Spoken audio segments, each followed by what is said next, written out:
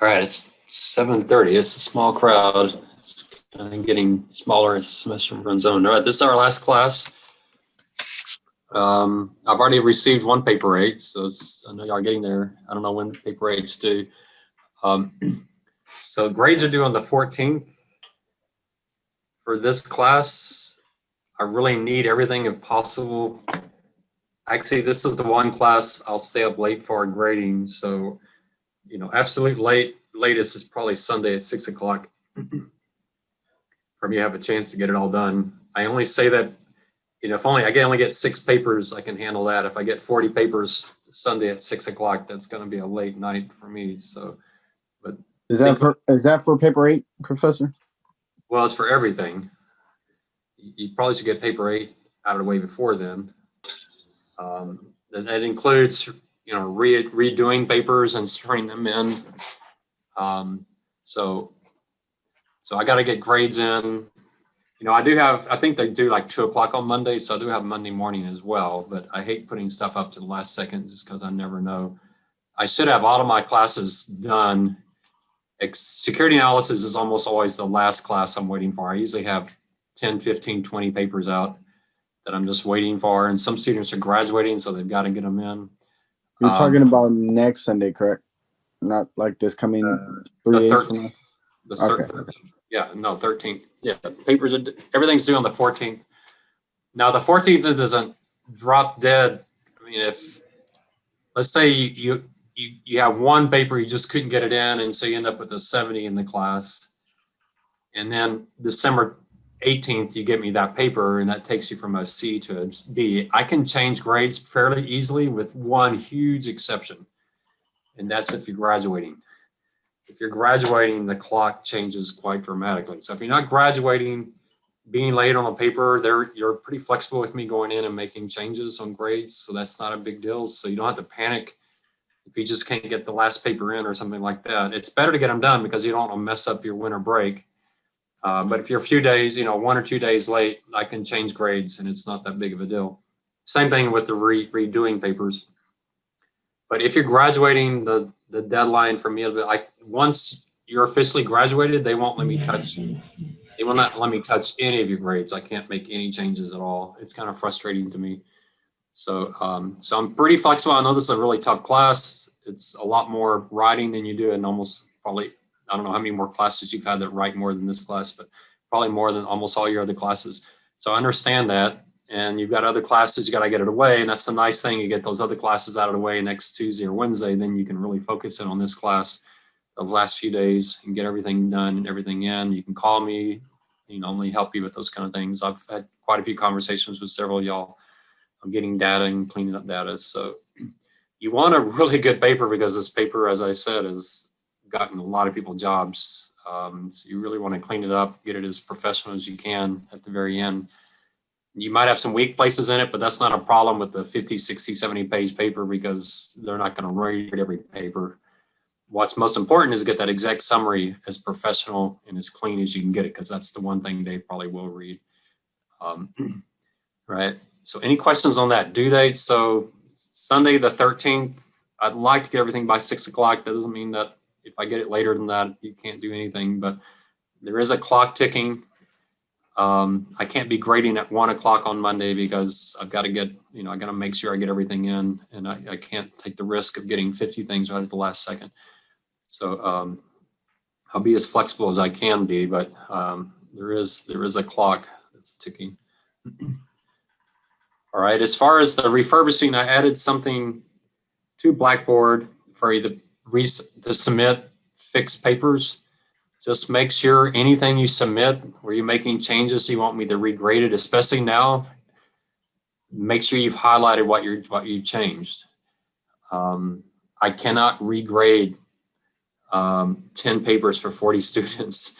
I'm grading probably, I think I grade an average 300 to 600, depends on the classes, 300, 600 papers and exams in the last 10 days of the semester.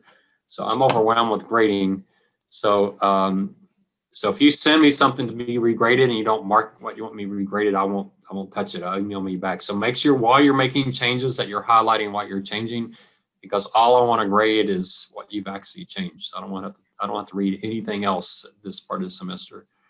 I'm as worn out as y'all are, as you can imagine. This semester, especially with COVID, it's been a tough semester. So make sure you do that. But yeah, anything you turn in by Sunday at 6 o'clock, I'll guarantee you I'll have it in there. After that, it just kind of depends on whether or not I can get it all done or not. I should have all my other classes completely done by Friday. So I'll have Saturday, Sunday, Monday to only spend on this class. And so that should help quite a bit. All right, no questions on that? All right, let's, so what we want to do a little bit more on exec summaries. So I found a couple of them out there on InvestTex. InvestTex is not as easy to use as it used to be, but they do have these out here. So let me just show you some good sell side research reports. I don't know if they're written very well. I didn't actually look at the reading, so I don't care about that, but just how they're set up. So you notice, I actually like this format here. I would really work on it. I like it full justified. I kind of a strong preference for that for some reason. But it's either on the right side or the left side where they'll have a lot of white space. And generally what you can do with this white space is that's where you can put some small charts and tables. But you keep this pretty clean over here with the text, very little text over here, and you keep your text either, I've seen it, you know, with this indentation on the right or the left, it doesn't really matter. So look at the title, you know, you can put your name up there or something, your last name. I've had some students actually create a company name. That's probably going to be a little too corny if you're going to use this for interviews, but make it look as professional as possible. Since this is really your initiating coverage on Starbucks or whatever, or just say initiating coverage. You don't necessarily have a title, but you could, if there's some way you can, in 5 or 6 words, summarize exactly what it is about your firm, that can certainly do that. You could certainly put your name over here and making, you know, just try to match these reports as closely as possible. Even with like even bars, you just make it look as fancy as you possibly can. That's probably going to be a third of your time on this paper. Here's another one. This is a Credit Suisse one. I do really like Credit Suisse and what they do. Actually, this is a really good report. I don't know this company at all. Here, they got the writing on the left and they have the summary on the right. You can see I have tables. And you just put the table or the chart right next to whatever you're talking about. So you just have open white space like that. That's no problem at all. Up here they have, and I'd recommend you do something like this. There's no rules on what you include. The latest price makes sense. Market cap could be okay. Year-to-date return is not a bad thing to do. I don't know why they're putting monthly trading on there. That's kind of strange. Projected return, you wouldn't do that, but your target price could be something you could put up there, but just some summary over here. You'll notice no firm is the same on this.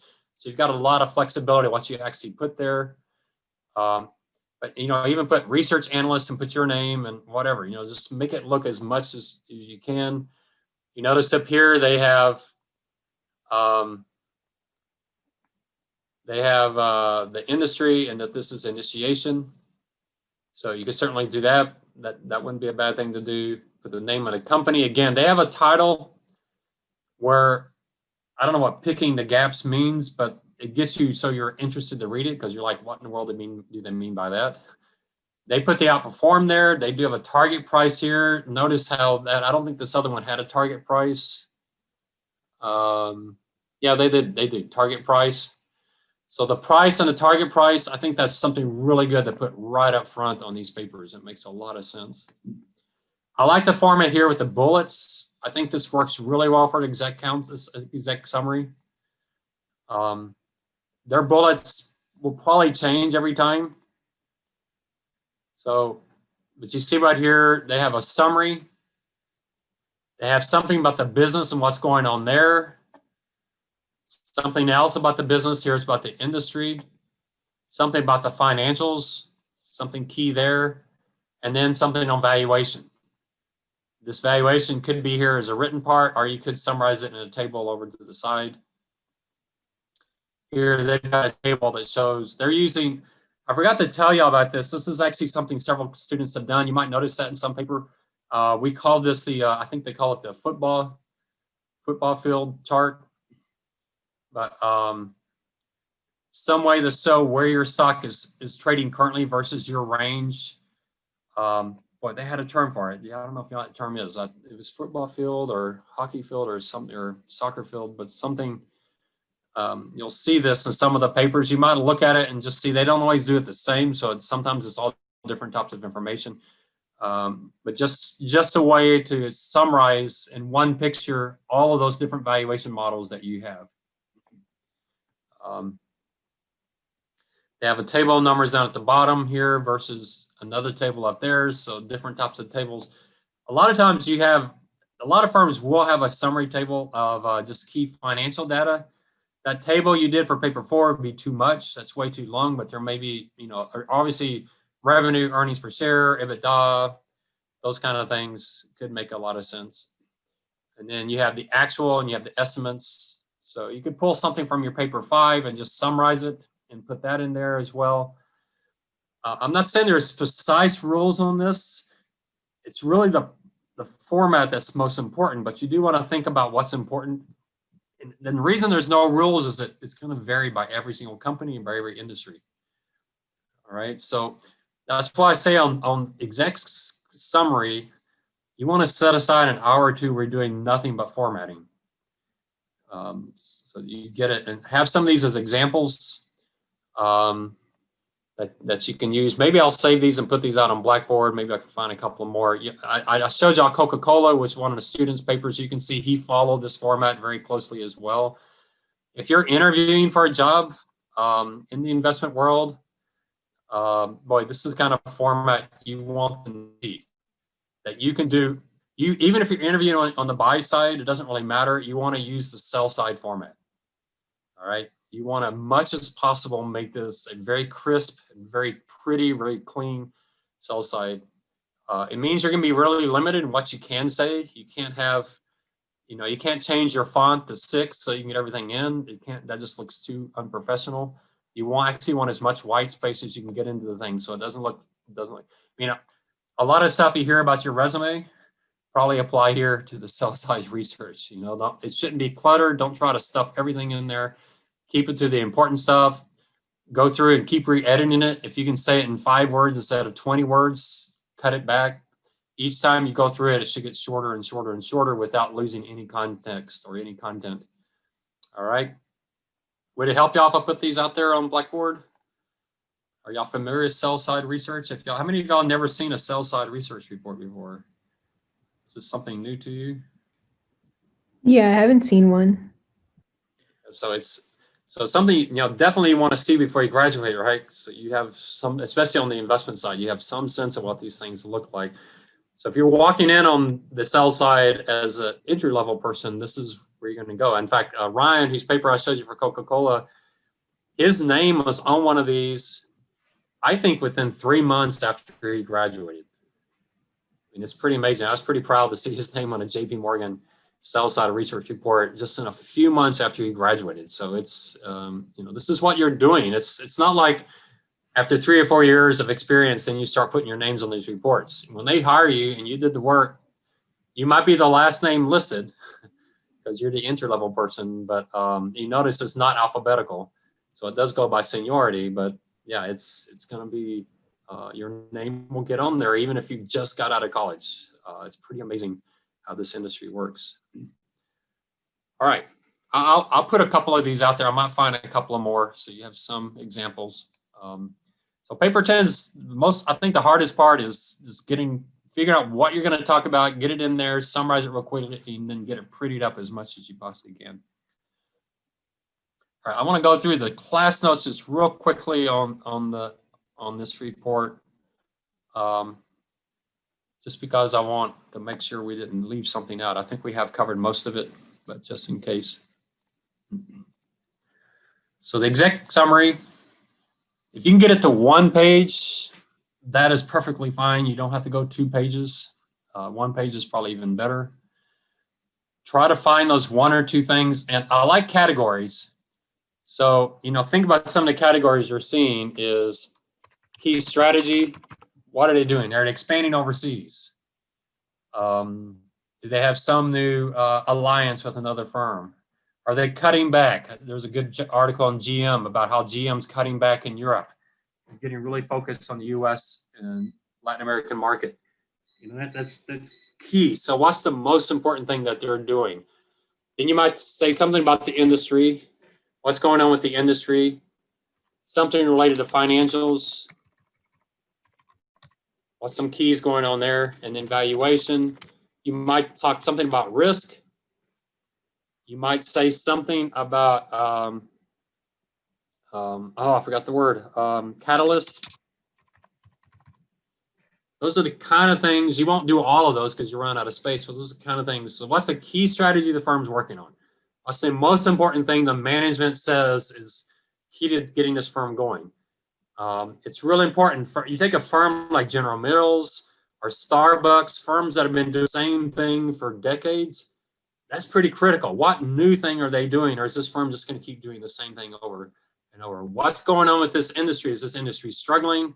Or is this an industry that, you might go back to your Porter 5 forces and say, this is an industry that's really struggling with industry rivalry. The three biggest players are fighting for market share. That's going to cause horrible margin issues for this industry. Something like that, real crisp, real short. Was there something key on the financials? So when I had an analyst speak to the class a few years ago, his whole key was for Apple was margins. The whole world was assuming Apple's margins were going to shrink because of what was going on with Samsung. And his theory was the market was missing something really critical. So that probably would have been here. The market is focused on Apple's shrinking margins, and I think they have that wrong. That is the most powerful thing you can put. The most powerful thing you can put is, I think I have it down here. Let's see if I got it somewhere. Yeah, stuff like this. Y'all see this right here. Anything you can put in the exact summary where you think you have evidence that the market is focused on something that you think is wrong. That will get your boss more excited than anything else. On the sell side, it gets your clients more excited than anything else. Because if you're just saying, oh, this firm's focused on this, it's focused on this, it's doing that, well, if everybody in the market is thinking that too, you haven't added any value. If you're just telling them what every investor thinks, that's not that great as an investor. If you tell them the market thinks that, I think that you now have an incredibly powerful paper. On valuation, you could do valuation section, or again, just use it as a table. That's where that football chart can be a really good way in one chart to be able to summarize everything.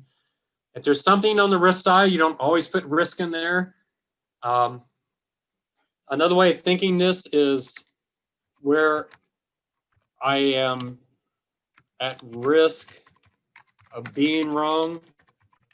And the reason that's important to put in the exec summary is, let's take the Apple example. And his whole argument is margins will not be shrinking. Well, how many quarters do we know to figure out if he's right? And he said, well, I'll know it in the next 2 quarters. If their margins start shrinking in the next 2 quarters, I was wrong. Well, right there, you give your investors, whoever's using your research, you say, okay, this is what I believe. However, within the next 2 quarters, if you see this, I'm wrong. And that gives them something to watch out for. That's really powerful, especially with your boss. Is, okay, this is what I believe, this I think. This is how I know when I'm wrong. Your boss loves that because that means you have some discipline to be able to admit you're wrong and get out of the position and kind of cover your losses. And in catalysts, so not a good buy now, but if they whatever, so watch out for this. We need them to do this. We need them to replace the CEO. We need them to shut down their business in China. It's just not working. It's a distraction. These are the things that we're looking for, that if they do, this becomes a good investment. Or a catalyst that says maybe they're a pharmaceutical. The catalyst, they've got to get this drug approved in the next 6 months, or they're done for. This is the most important thing. We've got to see them do this. So something that's a major, so it's part of your plan. The market's not pricing it in yet. And if it happens, you're going to see a big price move. That gets people excited about your research. So like if they can get this drug approved in the next 6 months, this stock is taking off. Well, that gets people excited and that gives them something to watch for. So you're trying to give some real hooks to your investors that are reading your research. They get them excited about reading what you've researched, what you've written. So they don't have to go, they don't have to figure out all of this on their own. You're essentially telling them, this is what to look out for. These are the keys. So like on their strategy, the most important strategy they need to get right is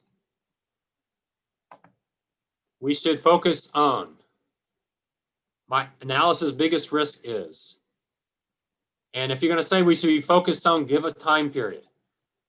So we should be focused on their revenue growth, or maybe you're doing Netflix. We need to be focused on their user growth over the next 6 months. So kind of think about your company, what's going on. I don't know, with like a Procter and Gamble, some of you have firms that are, boy, it's just like, what is it? What is important? Or is this just a cash cow that's just producing cash and it's just going to keep doing the same thing over and over again? If that's the case, then you just say, hey, there's no catalyst, there's no major new strategy on the horizon. This firm is just going to keep chugging along. We don't see any excitement here. The market's got a price. Or even more exciting, this firm's been doing the same thing for 20 years, but they've got this new product coming up. We think this could be a game changer. That's what you want to put in an exec summary. Storytelling is important, especially what I said, what the market doesn't understand about this company. That's something in those videos I gave you from Dan Darren. That's something he talks a lot about in his research when he's talking about Uber or Ferrari, is his understanding of the company that he's not sure all investors or see it that way. Use a few charts. What you're using for the charts is not to have charts, to have charts. You're using charts so you can tell as much information as possible with as little space to use as possible.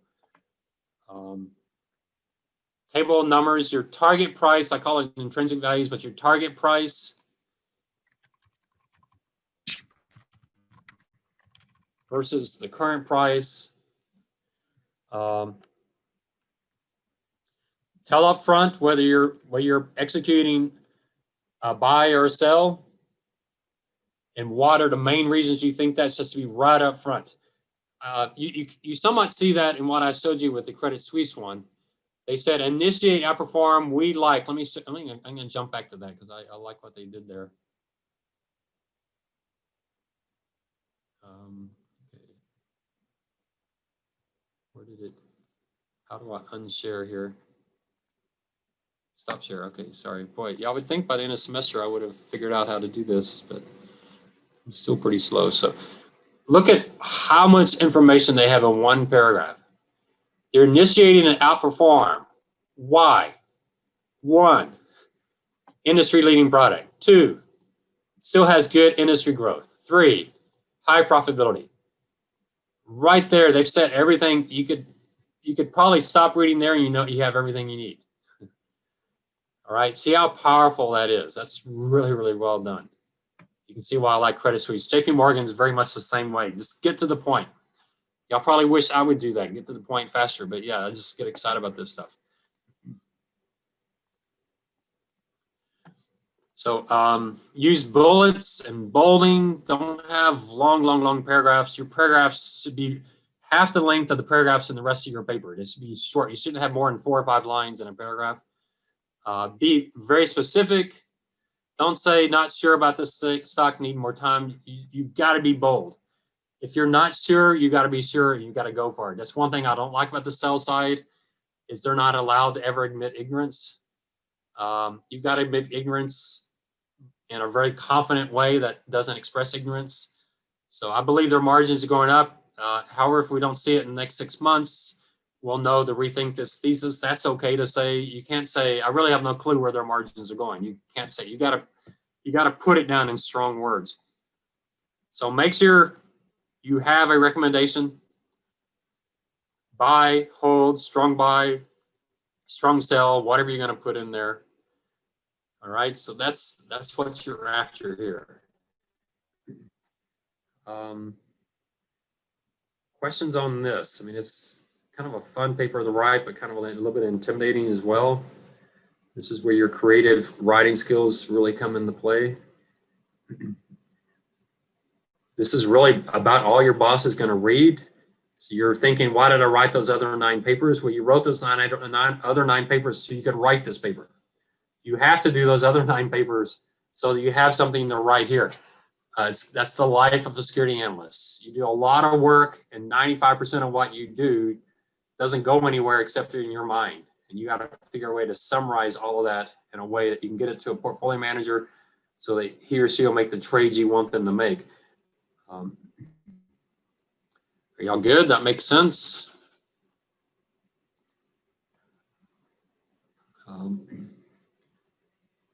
You know, look at some of the student examples. Some of them are better than others. So I think you'll find pretty quickly that you'll look and you'll notice almost immediately which ones are the good ones and which ones are not the good ones. I think just what we've done right here.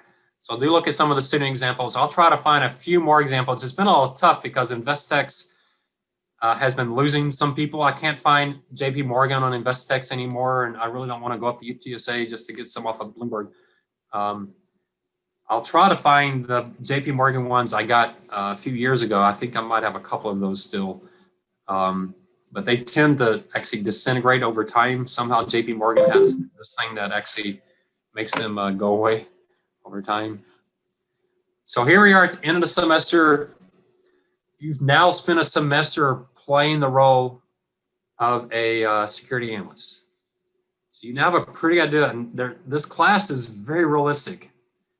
When I was a security analyst, I mean, what you're doing is exactly what I was doing. So there's very little guidance. I probably gave you a lot more guidance than your employer is going to give you. They just assume you know how to do it when they hire you. So this class, if you get hired in a job like this, if you do exactly what we did in this class, you'd be fine. They may come and say, no, we'd rather you do it this way than this way. Now, if you work for JP Morgan, yeah, they have a few hundred analysts, and there is a training program they'll walk you through, no question. But when it gets to the end of the day, what you're gonna have to do your own thing. I was talking even small local firms like South Texas Research.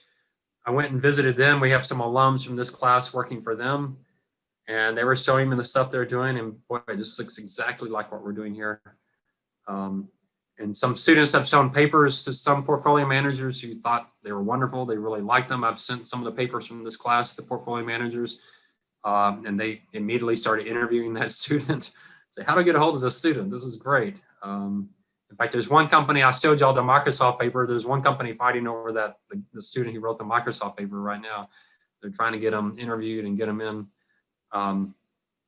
So you come into the job on day one, you sit there, you got a Bloomberg machine in front of you. You'll have, if you're on the sell side, you'll get a list of about 10 companies that you're responsible for. You immediately start reading everything you can on those companies. If you're on the buy side, you're probably going to get 50, 100, 200 companies in 6 or 7 different industries. So the buy side is much more diverse. It's really, really tough. I found the buy side just, it's almost impossible to know your companies. There's too many of them. On the sell side, though, you do have to focus. So Ryan, the guy who wrote Coca-Cola, he started on the sell side with JP Morgan. He had 10 companies.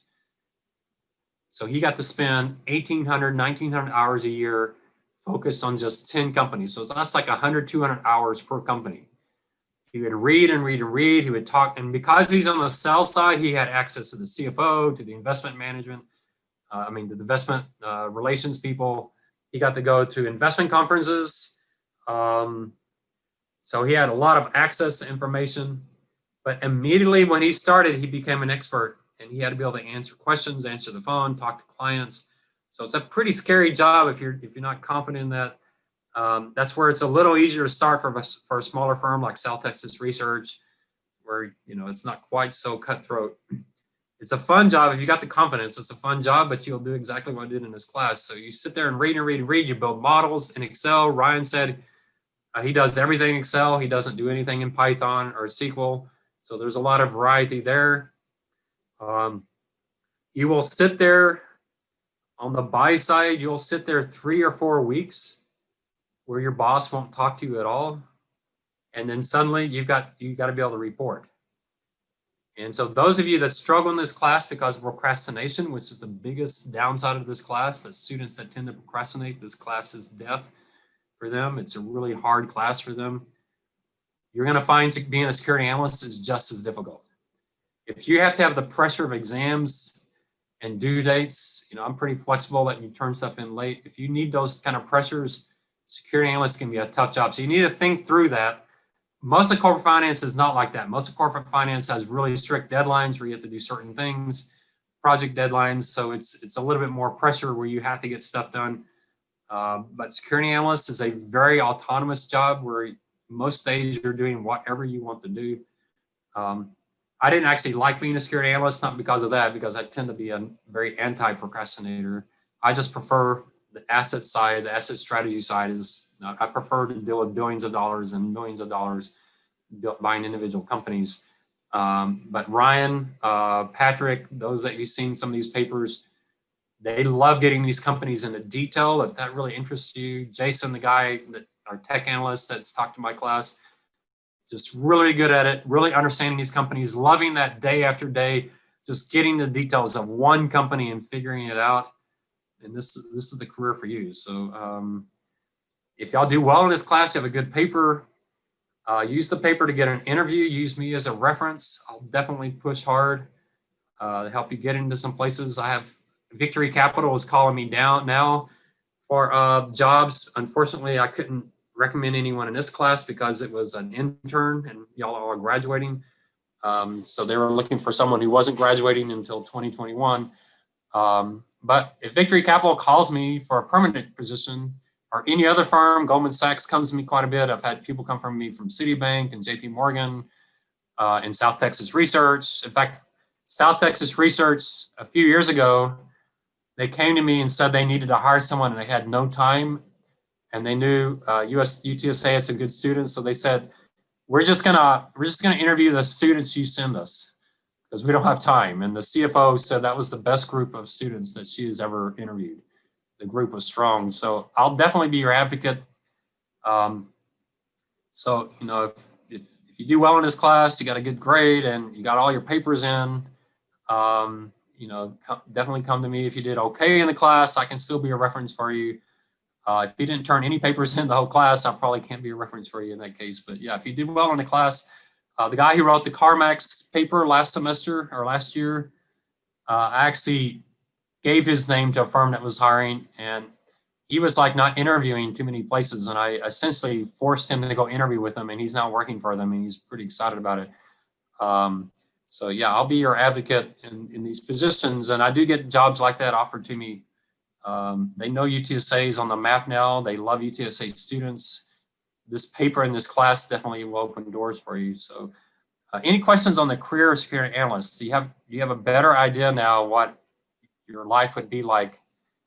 And don't panic if you don't like it, because there's a lot of corporate finance that isn't like this at all. It's very different. So don't feel like, wow, I can't do this the next 40 years of my life. That's fine. Do something else in finance. I don't know if any of y'all are hoping to become a security analyst. I didn't really quiz the class early on. I know some like Ryan are already their own security analysts and have their own portfolios. So, you can keep doing that, definitely. Start your own firm. If you're interested in starting your own firm, definitely come talk to me. I've never done that, but I know a lot of people who have, and have a pretty good idea of what you need to do. If you want to start your own investment firm, the most important thing you need to do is start investing, and then save your money. Do not buy an expensive car. Do not buy a house. You got to save up your money, because if you're going to start your own firm, you're going to be living off your own portfolio for about 3 years. A good friend of mine started his own firm, and he and his wife, she had a pretty good job, so they were living off of her income, but they're living off of what he saved up. And for 3 years, he managed essentially his own money. But after 3 years, he had a 3-year track record, and he didn't have to do any advertising or anything. Once you have a 3-year track record, your numbers go into the consulting firm databases, and you don't have to advertise or anything. The consultants will come to you just by looking at your numbers. So it takes about 3 years.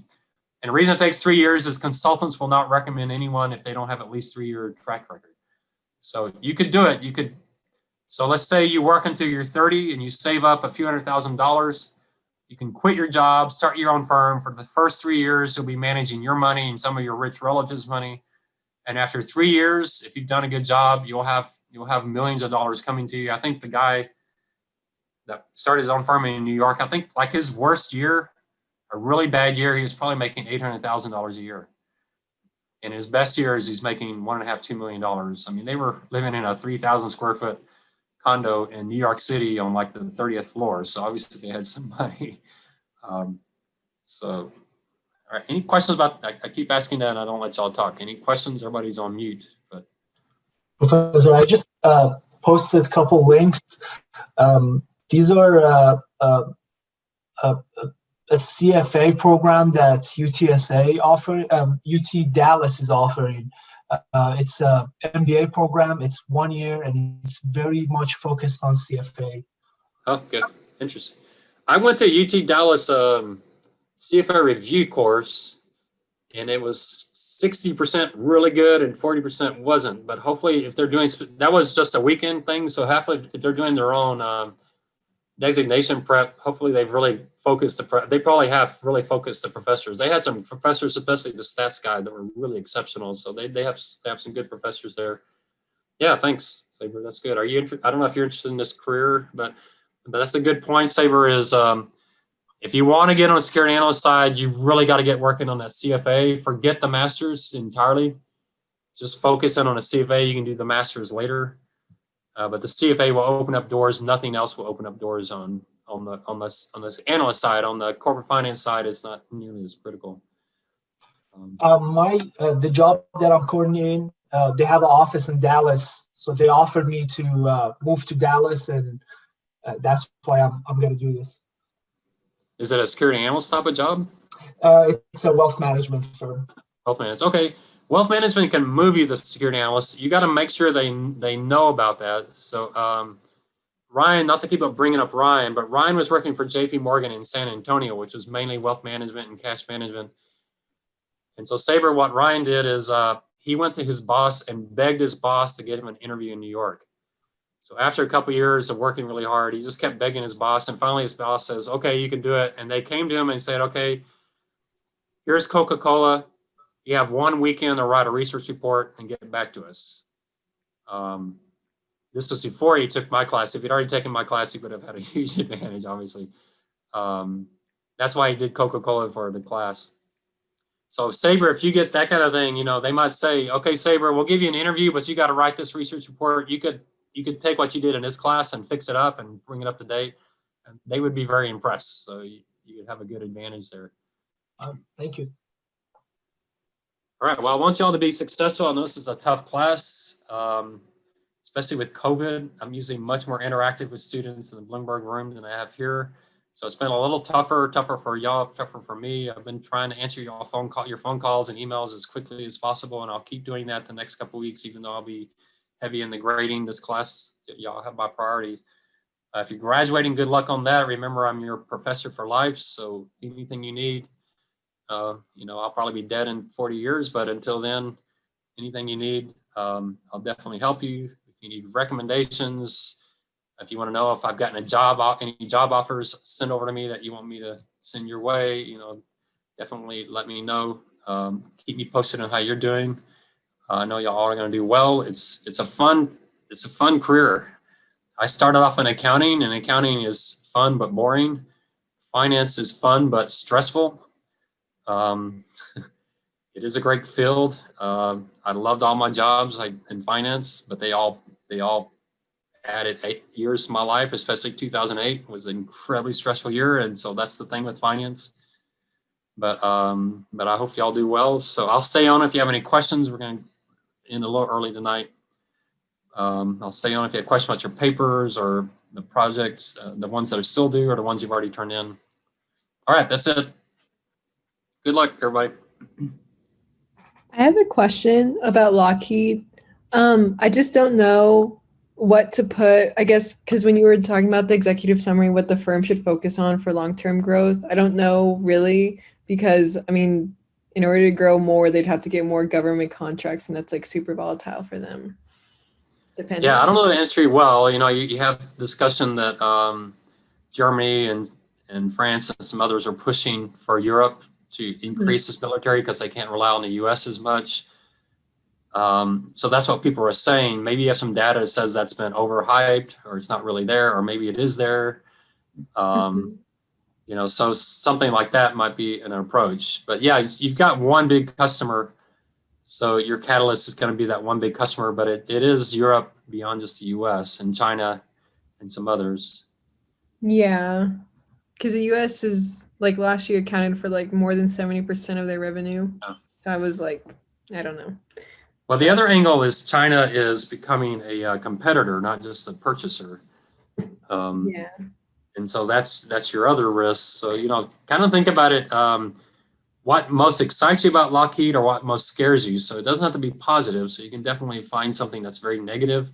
And so you have a sell recommendation on this just because you think all of the growth is the U.S. and with Biden coming in, you know, military spending, he's going to be spending so much on other things. It's really going to hamper what they can do budget wise. And while Europe may be increasing, there's a lot of competition coming from Russia and China, and you know, something like, I have no idea what I'm talking about, but that, you know, something like that would be what someone would be looking for.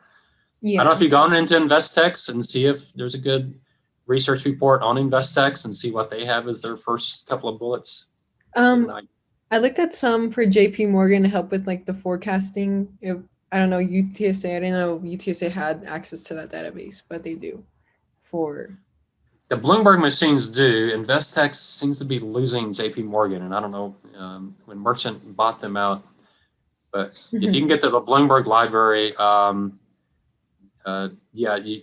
forget the name of the research portal in Bloomberg. I used to have that memorized. But yeah, you just go to the main site for your stock, and you'll find a research portal, and just look. Now, they may not have anything recent, but with something like that, you could probably go back even 9 months, just to kind of get a sense of what those first two bullets are. That's really what you're looking for, to make sure you're not missing something obvious. Yeah. That those are in the business or scene. Okay.